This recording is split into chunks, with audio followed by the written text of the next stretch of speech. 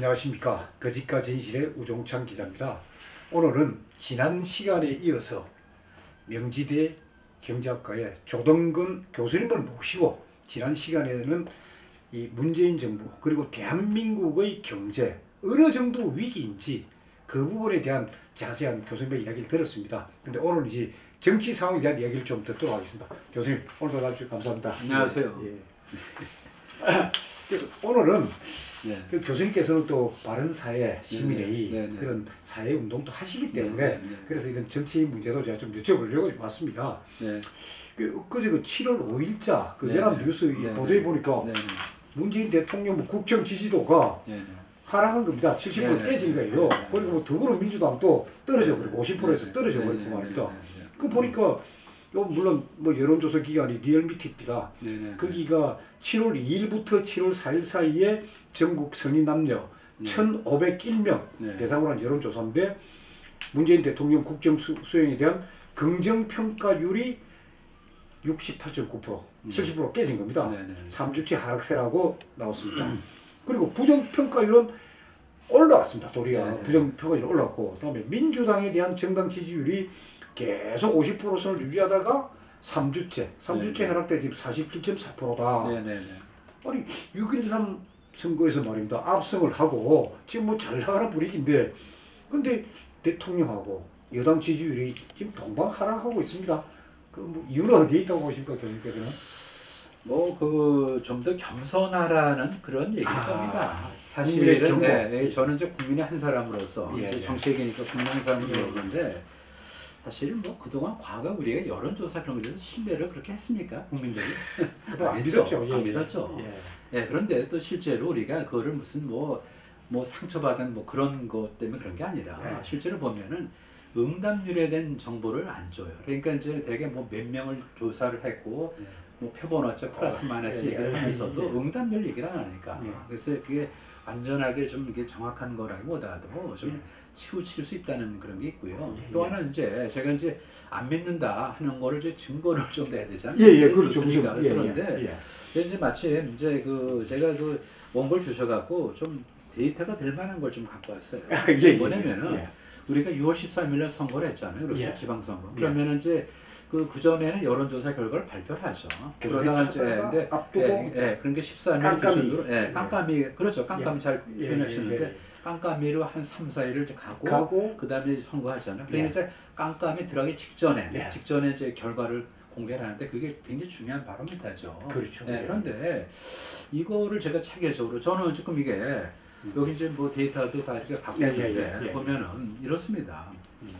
그 서울시장, 서울교육감, 이제 경남지사가 그때 제일 뜨거운 이슈가 됐었는데 박원순, 조희연, 김경선 전부 다 이제 뭐 이쪽이죠, 그렇죠. 그래서 이제 뭐 그런데 거기는 그 공표 직전에 어떤 여론조사 그 하고 실제 득표로 같이 가요, 똑같이 가요.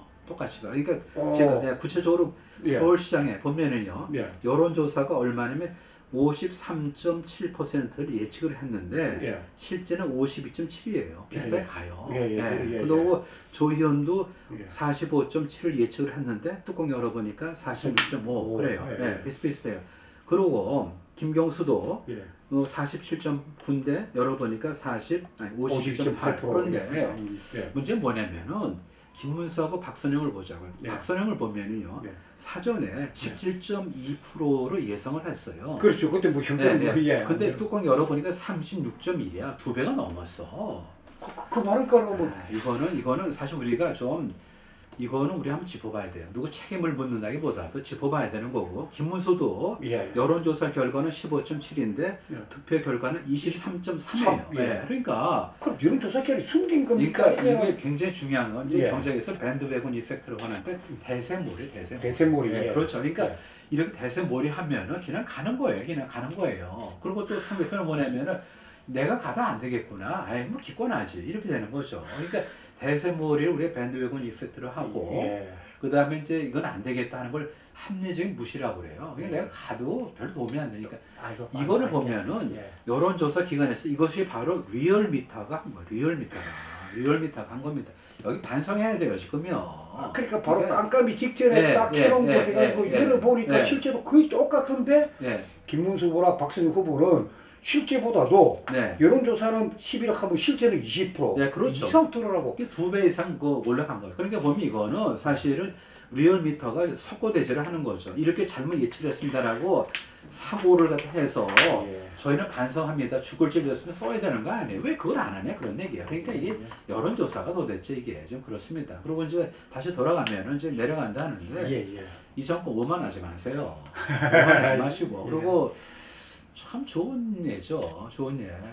배는 뭐야? 그러니까 물은 배를 띄울 수 있지만 또 물은 배를 뒤집을 수 있잖아요. 그렇죠. 그렇죠. 그래서 이제 뭐 그걸 좀 보셔야 됩니다. 그걸 도대체 취해 가지고 말이죠. 보면은 이렇게 가는 거는 뭐 어떤 그 좀 지력이 떨어지고 뭔가 급하고 또 취하고 하면은 점점 악수를 두고 자기 생명을 단축하는 거죠. 근데 보수 우파에서도 그러니까 문재인 현재 대통령을 대신할 만한 그런 대체 세력이랄까 그런 인물이라도 나면은 그쪽으로 몰리겠는데 앞으로 나겠죠. 앞으로 나겠죠. 앞으로 나겠죠. 저는 뭐 거기에 대해서는 그렇게 비관하지는 않고요. 왜냐하면 이제 우리가 공부한 사람들 많이 있기 때문에 포텐셜리 어떤 잠재적인 어떤 문화가 있거든요. 그러니까 이제 여건이 만들어지고 또 우리가 또 선별해서 키우면 얼마든지 키울 수 있는 거죠. 그렇죠. 그리고 이제 이 대한민국을 사랑하는 우파 국민들 사이에서 이제 우리가 되는 거 하나가 참 대통령보다는 대통령의 머릿속을 지배하고 있는 사람 그러면서 이제 우파 국민들이 많이 이야기하는 사람이 임종석 청와대 비서실장 아닙니까? 임종석 청와대 비서실장이 옛날부터 뭐 전대부장도 하고 그러니까 NL파, 종북주사파 그 거두다, 우두머리다 하고 있고 다음에 조국 민정수석 같은 경우는 이제 소위 PD계로 지금 알려진단 말입니다. 유럽식 좌파. 그러니까 NL하고 PD가 지금 청와대를 휘어잡고 있으니까 결국 대한민국은 어떤 우파, 대한민국을 사랑하는 우파 세력은 저도 기도 못 펴고 막 그런 지적이 있는데 지금 청와대 이런 분위기에 대해서 우파국민 우려하는 분위기에 대해서 교수님께서 동의하십니까? 우리가 후진적인 게 보면요. 어느 나라라고 비서실장이 없겠어요? 있죠. 다 있죠. 아니 비서실장 없는 나라 어디 있어요? 맞습니다. 대통령 비서실장. 예를 들어서 그럼 우리가 존경하는 레이건 대통령이 비서실장이 있었죠. 그렇죠? 그러면은 레이건을 갖다 우리가 그 당시에 무슨 뭐 핫빠지고 무슨 둥둥 떠다니는 그런 얘기 합니까? 그 다음에 예를 들어서 대처 수상의 비서실장이 있죠. 그렇죠?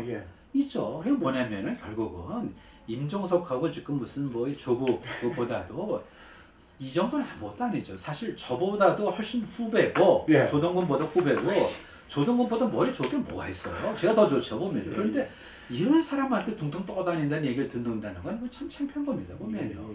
우리가 레이건은 무슨 뭐 바지저고리라고 얘기했어요? 아니잖아요. 그렇죠. 레이건 대처를 갖다가 바지저고리 얘기를 안 했잖아요 지금 말이죠. 레이건 대통령도 영화 배우 시절에는 일류 배우가 아니고 3주지만 그 뭐 베이커 실장부터 여러 실장들이 잘 모셔가지고 그것까지 하지 않았습니까? 위에서 딱 지배하는 거죠. 그럼 아베도 비서실장이 있을 거 아니에요. 그럼 아베 비서실장이 실세고 아베가 헛섭이 이런 얘기 안 하잖아요. 그러니까 보면은 우리는 문제가 사실은 조국하고 임종석이라기보다도 우리 대통령의 어떤 장악력에 대해서 확신을 못 주는 거예요 보면은요. 그렇죠. 그러니까 정확히 하자고요 보면은. 맞습니다. 그러니까 국민들이 막 임종석 조국 그러면서 법원, 그다음 검찰, 적폐청사 뭐 이런 거 보고 있고 그러니까 대통령이 안 보이는 거죠. 임종석의 공식적인 뭐 커리어가 뭐가 있으니까. 뭘 했냐고요. 서울시장 옛날 그 부시장하고 그다음에 이 조국 이번 도대체 뭘 했냐고 지금 뭐를 알아 뭐를 지금 감옥도 갔다 오고 뭐 학생도 가르치고 왜 그러니까 사회주의 그러니까 사실은 이제 제가 말씀드릴 요즘 뭐냐면은 이제 조국하고 뭐 임종석보다도 대통령의 어떤 장악력 그런 거에 사람들이 확신을 못 갖는 거예요. 그러다 보니까 대통령이 무슨 둥둥 떠다닌다든지 또는 뭐 아래 실권을 잡는다 이런 얘기 나오는 자체 불경스러운 거죠. 임종석이 도대체 그 지력이 뭡니까? 사실 말씀드린 대로 세금 냈습니까? 월급 줬습니까? 딱 두 가지 아니에요 보면요. 그런 분들이 그다음 또 하나는 뭐냐면 정권 넘어갔으니까. 근데 주사파들의 그 행정관들이 뭐 많이 들어가다 그러잖아요. 그렇죠. 그러니까 이제 결국은 뭐냐면 기획 잘하는 친구가 그러니까 결국은 뭐냐면은 뭐 탄핵이 뭐 성립되고 선거에서 졌으면은 이거 당연히 그렇게 될 거 아닙니까? 그러니까 그 당시에 탄핵을 갖다가 찬성한 사람들이 진짜 와신 상담도 하고 석고대죄를 해야 될 거죠. 더불어민주당에서 탄핵 찬성하는 사람들이야 그건 별거리 치고 저거 근데 문제는 한국당 아닙니까? 36명. 예. 36명. 더 될 겁니다. 65명. 그냥 될 거예요. 그러니까 그 당시에 200을 넘은 게 36명이니까 뭐 한 65명쯤 되는데 참 어떻게 보면은 좀 죄송하지만 등신들이죠.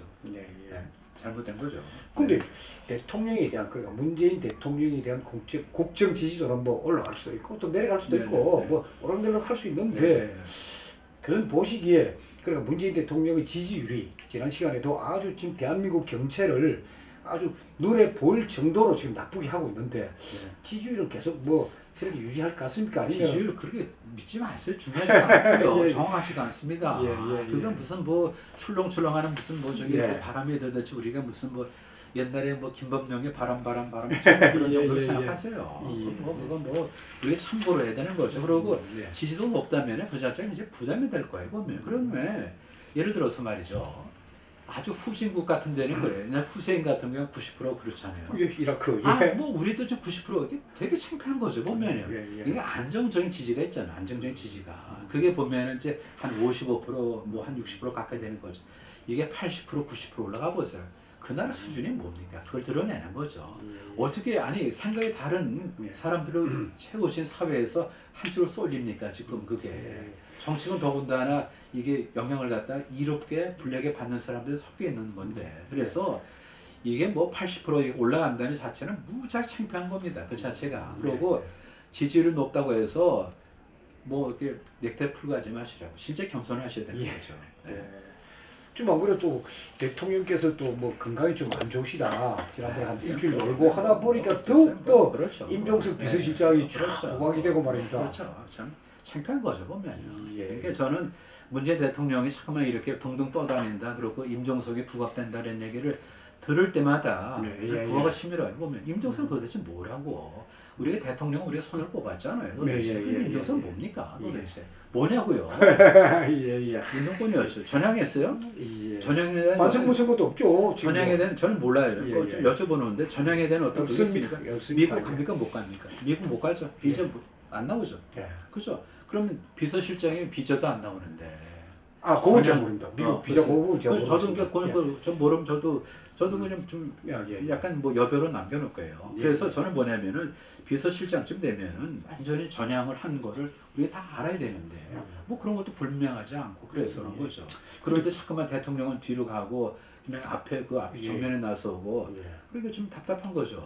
그러다 결국은 이제 북한이 김정은이 하고 갑자기 이제 판문점 회담이 이루어지고 뭐 판문점 선언이 이루어지고 하는데 근데 그것도 진행상을 가만 보면은 교수님께서 지난번에 말씀하셨다시피 아니 대한민국이 주도권을 쥐고 북한에서도 대한민국 인정하고 이래 들어야 되는데 우리가 지금 완전 김정은이 눈치가 똑똑 보고 있고 거기에다가 또 트럼프 대통령이야 뭐 아메리카 더 퍼스트가 뭐 미국 이익을 위하겠다니까 그건 뭐 할 수 없다고 치더라도 또 뒤에 중국에 또 시진핑이 있고 근데 그게 우리 또 대통령이 뭐 운전자를 노릇을 하겠다는데 하는 건 없고 우리 대통령 안 보이고 말입니다. 우리가 사실 상황을 조금 잘못 전개하도록 방치한 게 있어요. 상황이 불리하게 전개된 게 아니라 상황에 불리하게 전개되도록 우리가 할 거를 안 했다는 얘기죠. 누가요? 그러니까 우리 쪽에서 그러니까 뭐냐면은 제가 좀 말씀드릴게요.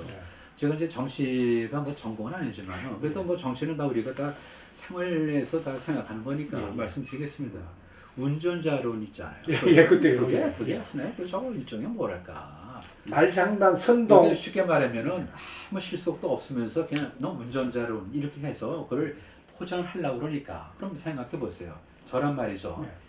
한국하고 지금 북한하고 미국이 있는데 그러면은 한국이 한미 긴밀한 공조하에서 북한하고 같이 딜을 해야 되는데 한국이 뭘 했습니까? 표명한 게 뭐냐면은 솔직히 등거리를 한 건 등거리를 그죠? 양쪽에 등거리를 했죠. 그러니까 운전자론 얘기 나오고 하는 거예요.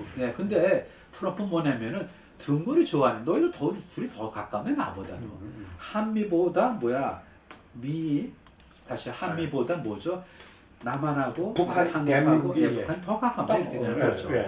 그렇게 이제 본 거죠 지금. 그래 되고 우리가 뭐 미군 베이스 있어야 되고 말이지. 이제 그러다 보니까 우리가 불리하게, 그러니까 사실은 우리가 유리한 입장을 갖다 가지려면 이제 미국하고 이제 진짜 긴밀한 어떤 이제 공조를 그를 공표를 하고 확약을 하고 선언하고 그러면서 국익 관점에서 한국의 유리한 줄 끌고 와야 되는데 그게 아니고 등거리 외교 비슷한 쪽으로 이렇게 했잖아요. 그렇게 하고 그러다 보니까 저쪽은 뭐죠? 시진핑과 같이 있고 그렇죠. 우리는 또 등거리를 하다 보니까 미국하고도 마찰이 생기고. 그렇죠. 트럼프 대통령 자체가 문재인 대통령 그냥 제대로 인정도 안 해주고 말입니다. 그러니까 저 사람 말 들을 필요 없다. 그러니까 뭐냐면 등거리야?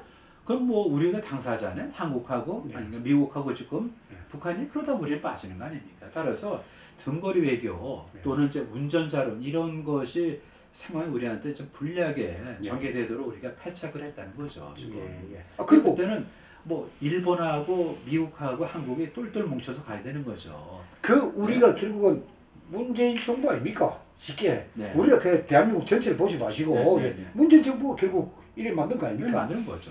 거기에다가 이제 한국 언론 보면은 아니 미국하고 소위 북한하고 이거 하면은 미북 회담이 돼야 되는데 아니 뭐 북미회담 뭐 김정은 위원장 어쩌고 하는데 야 좀 한국 기자들이 차라리 뭐 평양 가서 살든지. 그리고 좀 사실은 호칭 같은 것도 그거 아닌 건 아니에요. 그렇죠. 단어 용어를 정확하게 써야 되죠. 그 정명이 바로 뭡니까? 제대로 이름 붙이는 거 아닙니까? 그러면은 그 저기 김정남이 누가 죽였나요?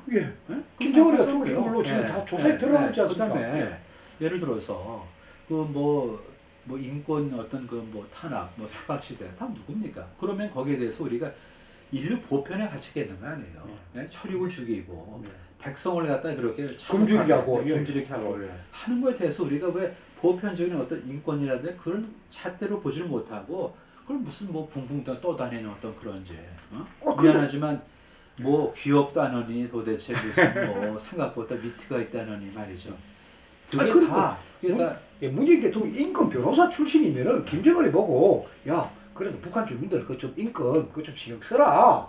그 한마디 정도는 해야죠. 나이도 어린 김정은이한테. 김정은은 어떻게 보면 학번으로 한번 얘기해 볼까요? 2000년대 학번에. 2000년대 학번이래요. 맞습니다. 그렇잖아요. 지금 36쯤 될 거예요.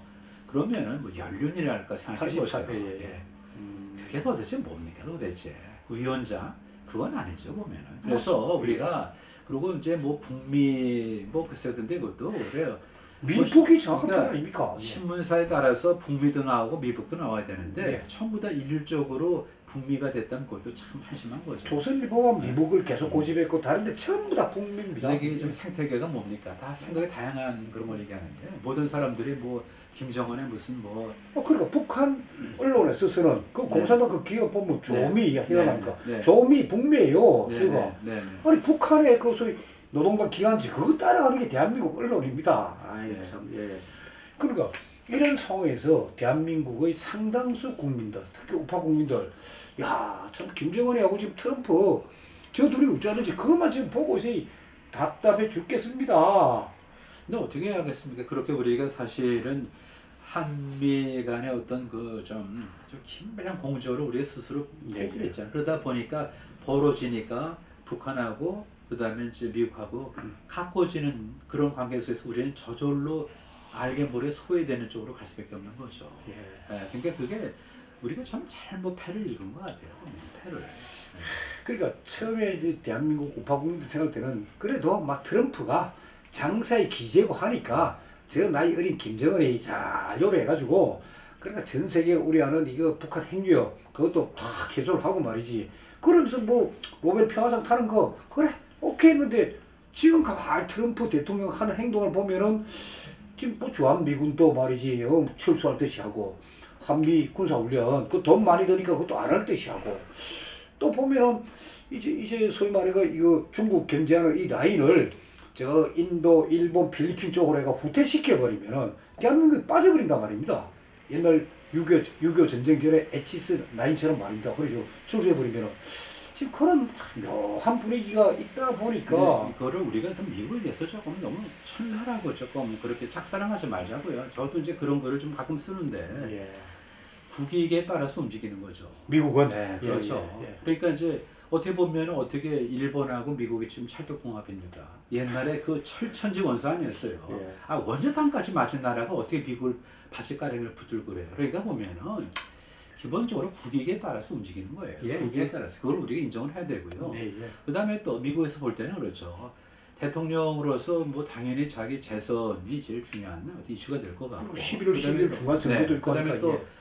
나름대로 미국에서 자기 입지는 뭐냐면은 ICBM을 갖다 이건 나는 제거했다. 그러니까 이제 ICBM은 하면 안 될 거예요. 예, 그렇죠. 그러니까 이제 ICBM 제거하고 핵 그건 아직 아니죠. 그다음에 핵은 이거는 무슨 뭐 어떻게 보면은 미국의 사활이 걸린 문제가 아니기 때문에 로컬의 어떤 문제이기 때문에 그거를 내가 서서히 이렇게 좀 일정을 조정하면서 그러니까 미국까지 날라올 그 운반체 그걸 없었으니까 뭐 그건 뭐 없으니까 그러니까 트럼프 같은 경우는 사실은 좀 여유가 있는 거죠. 그러니까 한국 입장에서 할 이유는 없는 거예요. 그러니까 ICBM을 없애고 그러고 로컬의 문제로 갖고 가는 거죠. 근데 그렇다고 북한이 지금 한국 이외 다른 나라에다 핵을 쓸 건 아니잖아요. 그러니까 그럼 뭐 완전히 그 이제 봉쇄가 되는 거고 또 하나 이제 제가 이거를 보고 있어요. 그 트럼프를 보면은 G2란 얘기를 아주 극단적으로 싫어해요. G2는 이제 G1, G2 아니에요. 그래서 어떻게 중국이 미국하고 같은 반열이야? 이건 아니에요. 너 한참 떨어져.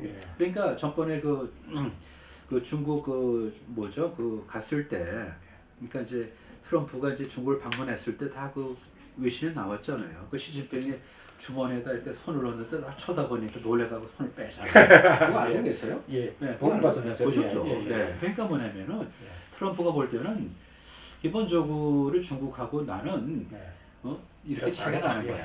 그래서 이런 시나리오겠지만은 충분히 북한의 어떤 카드를 가지고 중국을 압박할 수 있는 것도 돼요. 사실은 트럼프로서 그렇게 못할 이유가 뭐가 있어요. 그렇죠. 그러니까 중국을 견제하는데 도리어 북한을 쓸 수 있는 거예요. 그러니까 항상 국익 때문에 움직이는 게 맞는 거죠. 우리도 미국이 좋아서 한미 공조가 아니라 미국과 같은 배에 타는 것이 한국의 국익에 맞으니까 타라는 얘기지. 미국 좋아하고 미국 천사니까 그 얘기를 하는 게 아닙니다. 지금요. 근데 그렇게 해왔잖아요. 지금요. 근데 지금 따져보면 미국은 미국 국이 중국은 자꾸 생각하는데 그럼 대한민국 국민들 어찌해야 됩니까? 이럴 때. 근데 참 어떻게 보면은 뭐 탄핵의 결과로 그렇게 된 거죠. 탄핵의 결과. 그 당시에 좀 더 그 탄핵에 찬성하는 사람들이 좀 더 신중했으면, 그러니까 박근혜 대통령을 내쫓으면 모든 끝날 줄 알았지. 그 다음에 올 게 뭔지 몰랐지. 그러니까 저도 참 답답한 게 배가 휘청휘청해요. 그러면은 노력해서 배를 잡아야 되는데 다 뛰어내렸어. 바다로 다 뛰어내렸다고 지금. 다 죽은 거죠, 뭐 보면요. 그러니까 그래 놓고는 다시 뻘뻘 살아남아가 생기처럼 해가지고 다시 이제 살겠다고. 근데 뭐 좀 탄핵 쪽으로 좀 얘기를 좀 옮겨 보면 이렇습니다. 제가 이제 생각할 때 제가 항상 레퍼런스 그러니까 너무 조심스러워서 그래서 이제 항상 이제 에비던스를 갖고 얘기하는데 닉슨 대통령을 보자고요. 닉슨은 분명히 법률 위반 혐의로 유죄 판결을 받았어요. 따라서 유죄 판결을 받은 거를 기초로 해서 탄핵이 진행됐어요. 그래서 잘 물러난 겁니다. 물론 우리는 뭐냐면 그러니까 하여튼 그 유죄 판결을 받았어요. 그래서 그 투표 직전에 그거는 당연히 될 거니까 자기가 물러난 건데 박근혜 대통령 공소장이에요. 공소장 갖고는 될 수 없는 거죠. 아니 유죄 판결이 아닌데. 아니죠. 그러니까 뭐냐면 검찰이 주장하는 그렇죠. 검찰의 어떤 이제 의견 또는 검찰의 어떤 이제 사견이죠. 그렇죠. 그래서 이제 근데 공소장 갖고 탄핵이 진행됐다는 건 너무 창피한 거고요. 그냥 보자고요. 탄핵은 검찰 공소장도 아니고 따져보면 국회에서 만든 탄핵 소추안이죠. 그러니까 뭐 여론에서 나온 거, 그 다음에 이제 그 당시 이제 진행되던 뭐 이름들 거론하기 싫은 그 있잖아요, 검사. 거기서 나온 걸로 해갖고 뭐 김성태 일양반이 그 얘기한 거 아닙니까? 지금 그래서 참 보면은 많은 사람들이 이제 박근혜 대통령을 측은하게 생각하고 그 다음에 지켜드리지 못해서 죄스럽다라고 해서 화난 게 아닙니다. 그게 아니고 뭐냐면은 아니 어떻게 공소장 갖고 말이지 이걸 갖고 탄핵이 진행돼 법치가 무너졌네. 그렇죠. 확인도 되지 않고 그러니까 법치가 무너진 거에 대해서 화를 내는 거예요 지금요.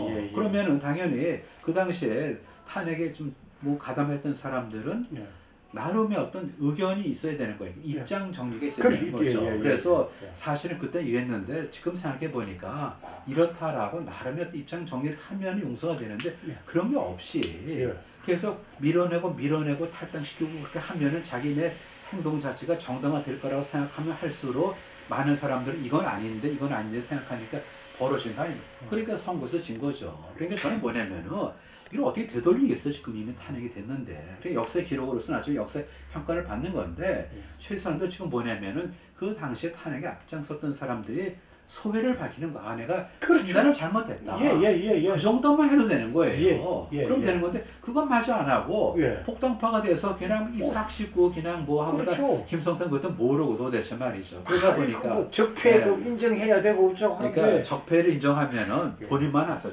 그렇죠. 본인만 하든지 남까지 본인만 국회에서 묻고 죄라든지. 그래서 그때 우리가 뭐 역사였던 그 나물 그 사진인데 그 무슨 로텐더 무슨 홀이라고 그러죠? 국회 홀. 그 뭐예요? 뭐 로텐더 홀입니다. 로텐더 맞아요. 거기서 이제 무릎 꿇고 아마 역사 교과서 실 겁니다. 치욕의 역사에 하여튼 거다 보면 아니 우리가 청승 떤다고 지지합니까 도대체? 아 청승 떨면은 그지 않지면 제일 그저 존경받겠네. 그게 뭡니까 도대체? 그래서 그런 식으로 이렇게 그 좌파 프레임에 걸어 들어가면 안 되는 거죠. 무슨 적폐예요? 무슨 적폐? 근데 김성태 원내 대표도 문제지만은 아니 홍준표 대표 같은 당 대표 같은 경우는 뭐 박근혜 대통령을 뭐 극복하고 뭐 밟고 넘어가고 하는데 이제 그분도 참 답답한 게 이래요. 보면 그분이 검사 출신 아닙니까? 글쎄 뭐 예리하고 뭐 굉장히 순발력도 그러는데 하나 참 이해를 못 하겠는 게 조금 말이 품위가 없으시잖아요. 그렇죠. 격조가 없습니다. 말이 품위. 그러니까 참 이거 좋은 말씀하셨는데 나이가 들면서 두 단어로 우리가 존중해야 돼요. 하나 격조 높은 삶. 격조. 품위. 격조 품위에서 상당히 하나 더 필요합니다. 그다음에 향기. 향기. 말에서 그렇죠. 그렇죠. 그래서 이제 향기는 너무 좀 적은데 고급스러운 건데 하여튼 격조 품위 있어야 되는데 그래서 뭐 다 아시는 거지만은 예를 들어서 뭐 그거는 참 역사에 남을 얘기예요. 춘향인자한테 흉난이더라. 그 이야기 듣는 중간에 그런 얘기를 저도 진짜 놀랬거든요. 그런 얘기를 그런 얘기를 듣는 순간에 저도 너무 화가 나는 거예요. 보면 그러니까 그렇게 하면은 사실 박근혜 대통령을 욕하게 하는 것도 대신 본인의 품위도 떨어지는 거예요. 그 칩이 경치 자기 얼굴에 떨어지는 겁니다. 이제 또 재밌는 게 영어도 보면요.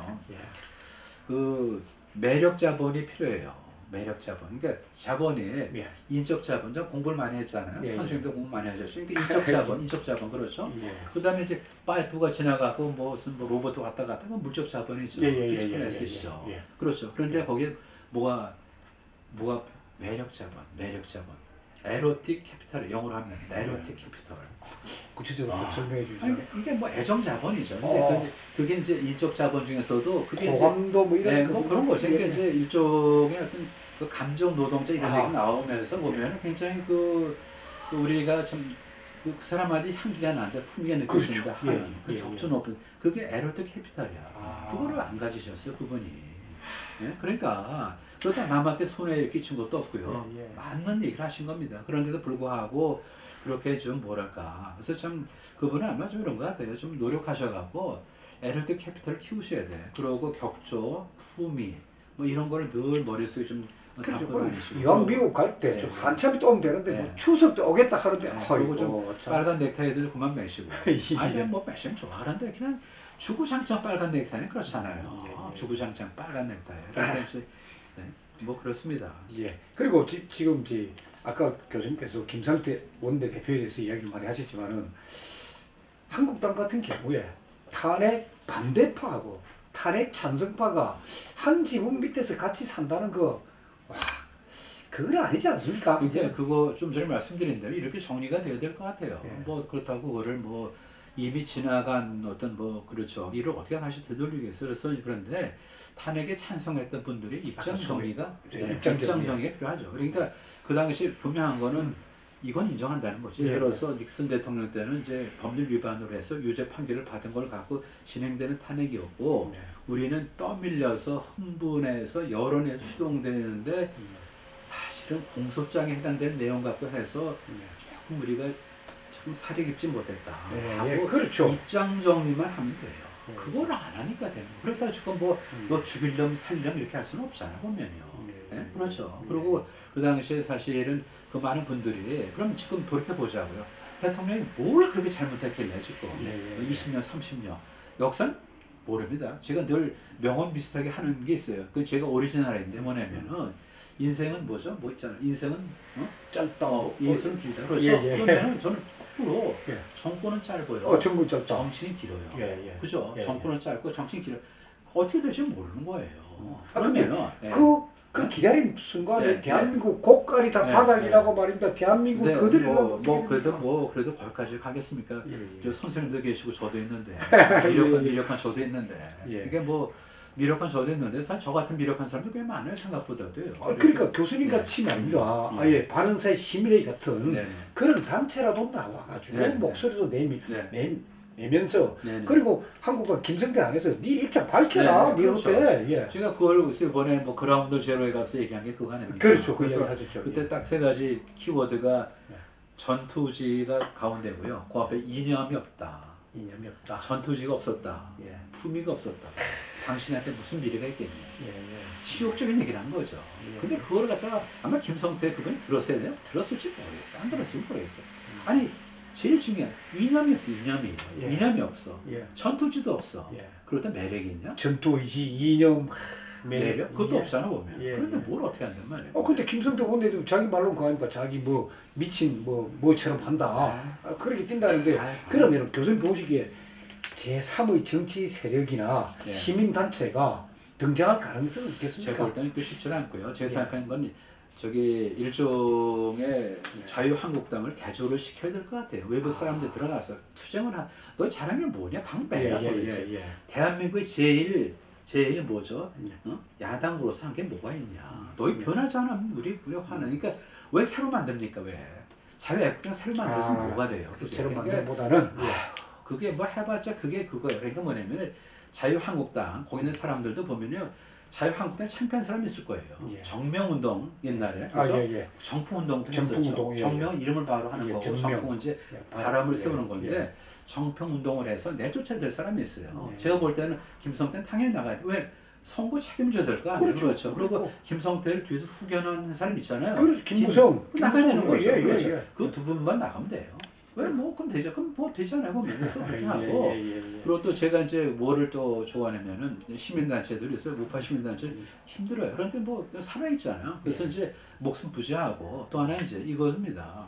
재벌에 대해서 제가 이게 이제 또 사실 이제 우리가 방송을 안 하니까 그래서 이제 공개적으로 얘기를 하는 건데 재벌이 참 저는 답답한 게 재벌은 장사를 하는 사람들이죠. 그렇죠? 장사 그렇죠. 그러면은 장사를 하려면은 뭔가 세팅이 있어야 되죠. 세팅이 그렇죠. 그러면 그 세팅이 뭡니까? 반기업 정서가 들끓고 규제가 그냥 옥죄는 데서는 기업을 못 하잖아요. 그렇죠. 그러니까 기업하게 만들어야 되고 기업하기 좋은 환경을 제도적으로 만들어 줄 수 있도록 하는데 투자를 하라고 거예요. 그렇죠. 그게 바로 이념과 가치에 투자를 하라 그거예요. 불우이웃 돕기 100억, 수재민 100억 그거만 하지 말고 바른사회 시민회를 갖다 100억을 도와주세요. 예를 들어서 그거 조동훈 교수 얘기는 맞네? 그럼 당신은 뭐야? 그래? 그러면은 우리가 개인한테 주는 게 아니고 기업하기 좋은 환경을 만드는데 누군가 운동을 해야 될 거 아니에요. 지식인이. 그러면 지식인들이 움직일 수 있도록 우리가 투자한다. 그게 바로 사회 투자예요. 사회공헌 기금입니다. 그렇죠. 그 돈으로 그렇죠. 그러니까 맨날 합법적으로 딱 해주고 공헌 옛날에 뭐 좌파 단체들은 무슨 뭐 떠들면 돈 주고 하는 건 아니고 그래서 기업하기 좋은 환경을 만드는 제도적 그렇죠. 어떤 그런 이거를 좀 세팅을 해야 되는데 되질 않으니까 그리고 저 같은 그래 보면 제가 이제 어떤 이제 뭐 재벌에서 그러니까 조동근이 아닙니다. 재벌에서 그야말로 우리나라 경제를 갖다 일으키려면은 반기업 정서가 제어가 돼야 되고 규제도 좀 완화돼야 되고 뭐 그 등등 뭐 운동을 해야 되니까 학생도 우리가 교육해야 될 거 아니에요.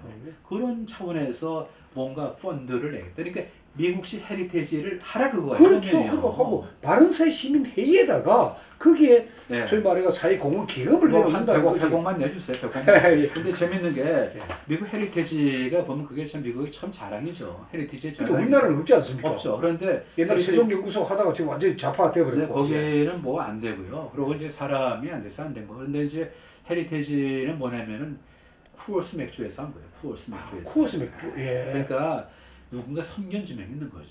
선견지명. 그러니까 뭐냐면 그거를 옛날에 뭐 이병철 그분 이제 돌아가시고 나서 이제 그 아들 이제 이건희 씨 해서 뭐 비자금해서 그때 뭐 사회 얼마 내나 그렇게 하지 말고 아예 대한민국을 자유정제 그러니까 대한민국을 자유민주주의 시장경제 어떤 요람으로 만드는데 필요한 어떤 이념 싱크탱크 같이 철학을 연구하는 싱크탱크에다가 천억을 내겠다. 그럼 되는 거예요. 그럼 100억만 내 되죠. 그럼 공개할 테니까 감시해라 그죠. 감시해라 그죠. 그런 식으로.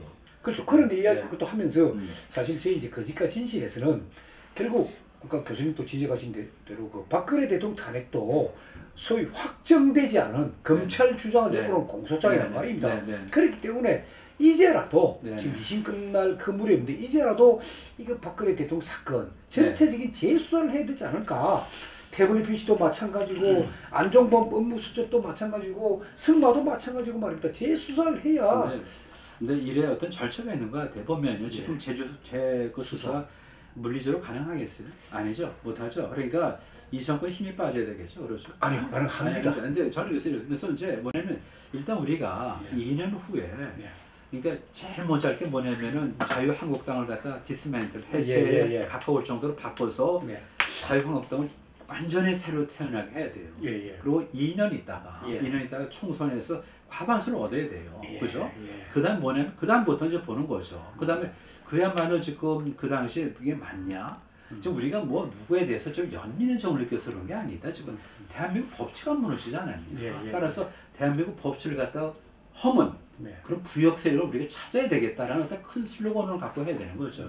그건 정치 보복이 아니에요. 사실요. 그러니까 대한민국 법치를 갖다 허문데 그 기여한 나쁘게 기여한 사람들 너희들 그게 JTBC도 있고 고영세도 있고 다 있습니다. 그렇죠. 그거에 대해서 얘기를 그러고요. 나중에라도 뭐 아까 말씀드린 대로 좀 전에 말씀드린 대로 정치는 길고 정권은 짧아요. 지금 아까 뭐 처음에 우리가 모두의 뭐냐면 그 70% 80%에서 뭐 5% 뚝뚝 떨어진다면서 그 변덕스러운 여론 아닙니까 지금 도대체. 그러니까 세상에 이 거짓과 진실이 깜짝 놀랐는데 어떻게 이렇게 좀 이름을 지으셨는지. 사실은 그 거짓과 진실. 근데 이제 진실과 거짓 하면은 어순이 안 맞죠.